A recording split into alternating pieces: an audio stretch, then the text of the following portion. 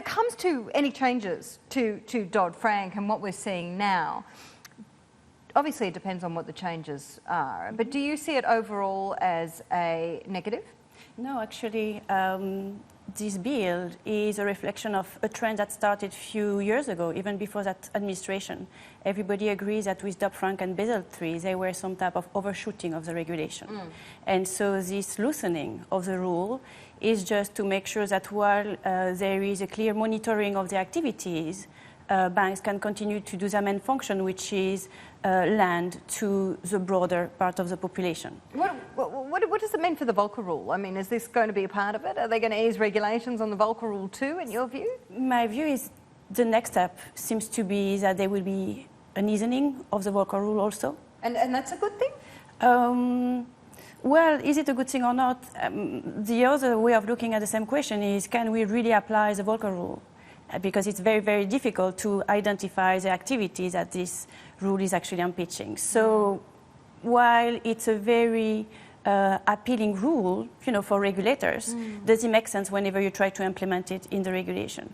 Regarding the update that you just passed regarding the dodd-frank, while this is perceived as being an improvement, we need to keep in mind that the Fed already a year ago came out saying that clearly they are very much careful at not imposing too much of the scrutiny to the rather smaller banks. So I'm not sure, even though that may have a lot of impact, mediatic impact, I'm not sure that it will actually change very much anything, because the big scrutiny regarding the stress testing was very much for the large bank.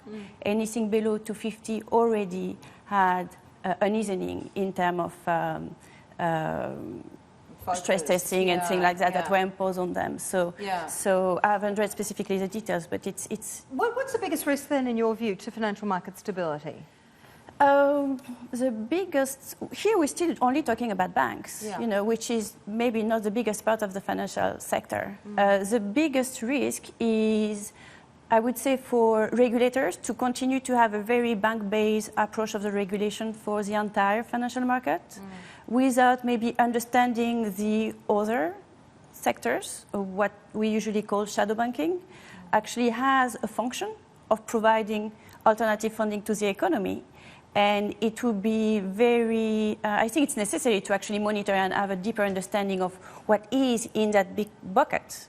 Shadow banking bucket. Yeah, but because other things, there is this automatically this negative connotation. There is while it's a big mistake, there need to be an understanding of what this thing is, and maybe removing the terminology shadow banking and going more to there is market-based financing of the economy, and there may be other type of activities.